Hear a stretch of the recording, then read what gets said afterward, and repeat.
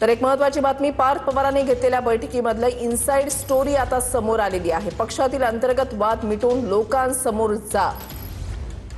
पार्थ पवारांच्या बैठकीमध्ये नेत्यांना या सूचना आहेत अशी माहिती मिळते। महत्त्वाची बातमी, पार्थ पवारांनी जी बैठक घेतलेली होती त्याची इनसाइड स्टोरी आता समोर आलेली आहे।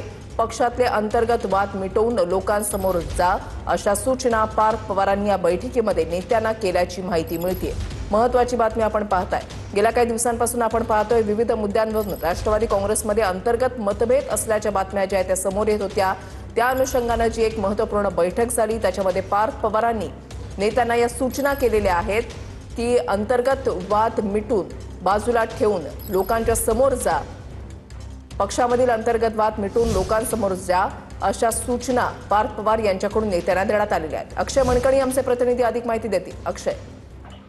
ऋषाली, खरं तर राष्ट्रवादी काँग्रेस पक्षाचे राज्यसभेचे खासदार असलेले पार्थ पवार यांच्या सुबदा या वरळी येथल्या निवासस्थानी जी आहे ती राष्ट्रवादी काँग्रेस पक्षाची कोर कमिटीची बैठक पार पडलेली आहे। या संपूर्ण बैठक जी आहे ती 2 तास चालली। या सगळ्या बैठकीमध्ये राष्ट्रवादी काँग्रेस पक्षाचे सर्व ज्येष्ठ नेते जे आहेत ते उपस्थित होते।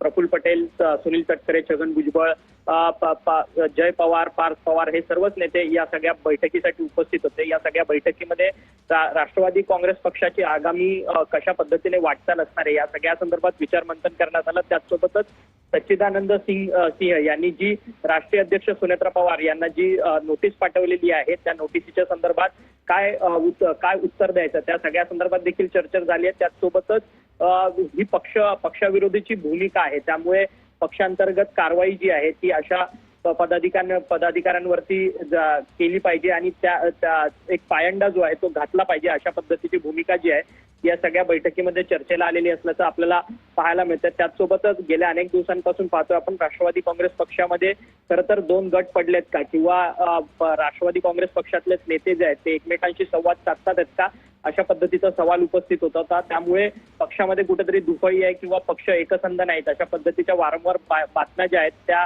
माध्यमांमध्ये येत होत्या। त्यानुसारच आता राष्ट्रवादी काँग्रेस पक्षाच्या या कोर कमिटीच्या बैठकीमध्ये सर्वांनी एकत्रित येऊन पक्षासाठी पुढे येणं गरजेचं आहे आणि त्याचसोबत पक्ष पुढे घेऊन जाण्याच्या संदर्भातली आगामी रणनीती आखली पाहिजे। या सगळ्या संदर्भातली महत्त्वाची चर्चा जी आहे ती या सगळ्या बैठकीमध्ये झालेली आहे आणि या सर्व बैठकीमध्ये खरं तर राष्ट्रवादी काँग्रेस पक्षाला आगामी काळामध्ये कशा पद्धतीने काम करायचं या सगळ्या संदर्भातलं प्रेझेंटेशन देखील दिलेलं असल्याची माहिती मिळते।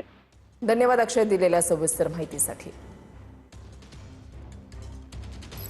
पार्थ पवारांनी जी बैठक घेतली त्या बैठकीमधली इनसाइड स्टोरी जी आहे ती आता समोर आलेली आहे। या बैठकीमध्ये पार्थ पवारांनी नेत्यांना काही सूचना केल्यात की पक्षामध्ये जर काही अडचण असेल तर वरिष्ठांना सांगा। सच्चिदानंद सिंहांवर लवकरच पक्षाकडून कारवाई होण्याची शक्यता देखील वर्तवण्यात आलेली आहे।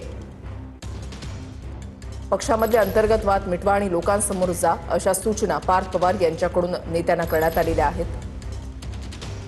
सच्चिदानंद सिंह यांनी जी भूमिका घेतलेली आहे तर त्या संदर्भात सुद्धा लवकरच तोडगा निघू शकतो अशी देखील माहिती मिळते।